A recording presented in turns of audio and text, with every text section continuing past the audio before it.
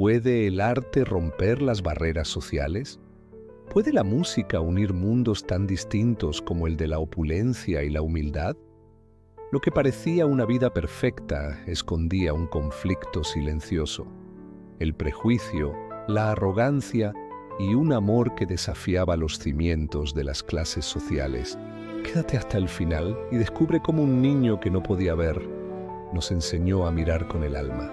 En una de las colonias más exclusivas de Ciudad de México, Lomas de Chapultepec, nació Ignacio de la Fuente, un niño ciego de nacimiento, pero dotado de un don excepcional, una sensibilidad prodigiosa para la música. Proveniente de una familia de millonarios, sus padres, don Ernesto de la Fuente y doña Magdalena Ruiz de la Fuente, eran herederos de una larga tradición empresarial ligada a la importación de arte europeo. Su vivienda era una mansión de estilo neoclásico francés, rodeada de jardines ornamentales, fuentes de mármol y esculturas originales traídas desde Florencia. En el gran salón central, decorado con candelabros de cristal de Murano y alfombras persas, descansaba un majestuoso piano Bösendorfer Imperial, uno de los modelos más lujosos y costosos del mundo. Ignacio lo consideraba su mayor tesoro. El eco de las piezas de Mozart, Chopin y Rachmaninoff inundaba los pasillos de la casa, creando un ambiente de constante inspiración. Su formación fue guiada por los mejores maestros internacionales, quienes llegaban directamente a su casa en autos de lujo, contratados exclusivamente para él. Magdalena, una mujer elegante, concibió a Ignacio tras años de anhelo. El día del parto, entre lágrimas de felicidad, esperaba escuchar el llanto de su primer hijo. El bebé finalmente lloró. Todo parecía normal. Hasta que pasaron los días. El doctor notó algo inusual en los ojos del pequeño. No seguía la luz ni reaccionaba a los estímulos visuales. Tras exámenes oftalmológicos exhaustivos, la noticia cayó como un rayo en el corazón de los padres. Señores de la Fuente, su hijo ha nacido ciego. Tiene una condición congénita irreversible. Lo sentimos mucho. Durante años, los de la Fuente viajaron por el mundo buscando respuestas. Enviaron estudios a clínicas de renombre en Zúrich, Nueva York, Tokio, Tel Aviv y Ginebra. Consultaron a especialistas en neurociencia, oftalmólogos pediátricos e incluso sanadores alternativos en India y Brasil. Pero la respuesta siempre fue la misma. Ignacio era ciego de nacimiento y no había cura posible.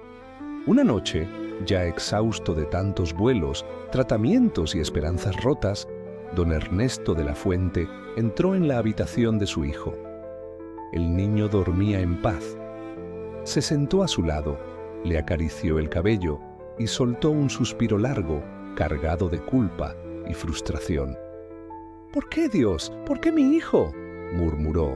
A la mañana siguiente decidió hacer algo distinto.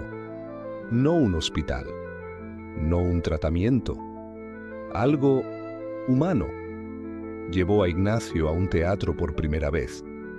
Tenía apenas 5 años, y aunque no podía ver el escenario, don Ernesto le compró un traje nuevo, le explicó cómo sería todo y lo sentó en el palco privado más cercano a la orquesta. Esa noche se interpretó el concierto para piano número 2 de Rachmaninoff. Ignacio permaneció inmóvil, con la cabeza ligeramente inclinada, como si el sonido lo envolviera por completo. Don Ernesto lo miraba de reojo, esperando que el niño se aburriera o se quedara dormido. Pero no. Sus pequeñas manos se movían como si estuvieran tocando en el aire, como si ya conociera cada nota. Cuando el concierto terminó y salieron del teatro, Ignacio tomó la mano de su padre con firmeza. Su voz, infantil pero decidida, rompió el silencio. «Papá, quiero un piano». Don Ernesto se detuvo en seco. Lo miró sin saber qué responder. «¿Un piano?» «Sí, quiero tocar eso, Lo que escuchamos. Yo puedo hacerlo, papá. Puedo sentirlo aquí, dijo, colocando su manita en el pecho. El niño tenía una memoria auditiva prodigiosa.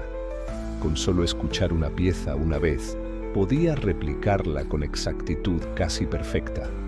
Tocaba con el alma. No necesitaba ver las partituras. La música vivía en su interior.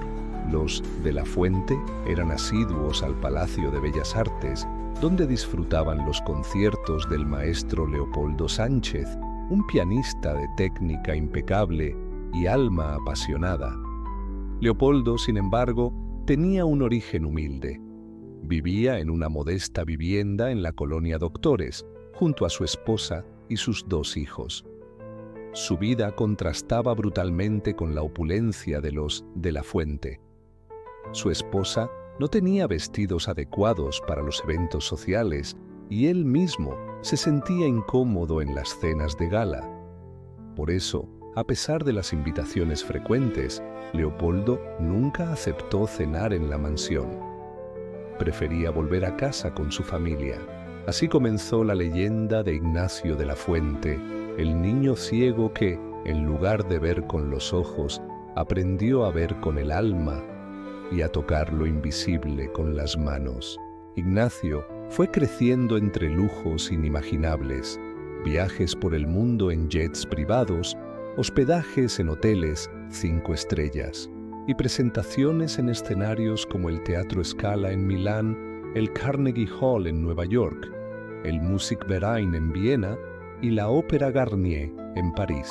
Sus choferes personales sabían que solo debían reproducir música clásica durante los trayectos. Pero ese éxito también alimentó su arrogancia. Pensaba que nadie podía estar a su altura. Su vida social era prácticamente inexistente. Solo mantenía contacto con críticos musicales, promotores y su equipo de producción. La muerte de su padre lo dejó sumido en una profunda tristeza. A modo de homenaje, comenzó a visitar nuevamente el viejo teatro en el centro de la ciudad, donde su padre lo había llevado por primera vez a escuchar música en vivo. Era un teatro modesto, ya no frecuentado por los grandes artistas, sino por jóvenes promesas y talentos emergentes.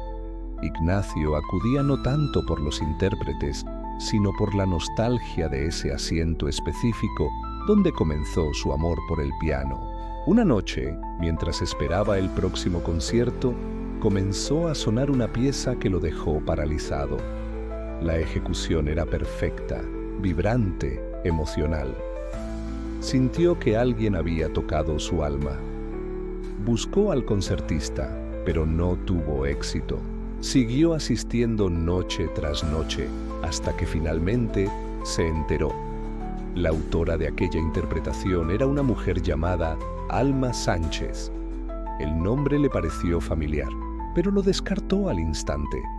Sintió celos, una punzada de enojo. ¿Cómo podía existir alguien que tocara casi mejor que él? Y en ese teatro modesto, decidido a conocerla, asistió al siguiente recital. Al estrechar su mano, una energía casi mágica recorrió su cuerpo. Su voz era dulce, melódica. Estaban cerca en edad, lo que lo desconcertó aún más. ¿Cómo había alcanzado ese nivel sin formación internacional ni contactos? La invitó a tomar café en uno de los lugares más exclusivos de Polanco, pero Alma se negó amablemente. Ignacio lo tomó como un desplante. Pensó que quizás era una engreída más, y sin embargo, no podía dejar de pensar en ella. Ordenó a su chofer, Ramiro, que investigara sobre su vida. Ramiro regresó con información sorprendente. Alma vivía en la colonia Guerrero en condiciones humildes. Trabajaba de mesera para costear sus clases y alquilar un piano por horas. Ignacio se sintió decepcionado. ¿Cómo alguien de ese nivel socioeconómico podría ser un verdadero talento? Se alejó sin decir nada. 3 años después, Ignacio ofrecía un concierto por las fiestas patrias en el Auditorio Nacional. Al salir del escenario, entre aplausos y gritos, una voz destacó: «Eres el mejor». La reconoció de inmediato. Era Alma.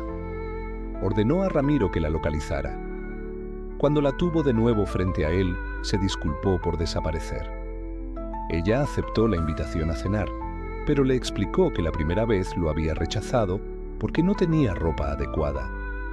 Ignacio sintió vergüenza. Le dijo que no importaba qué ropa llevara, que la cena sería informal.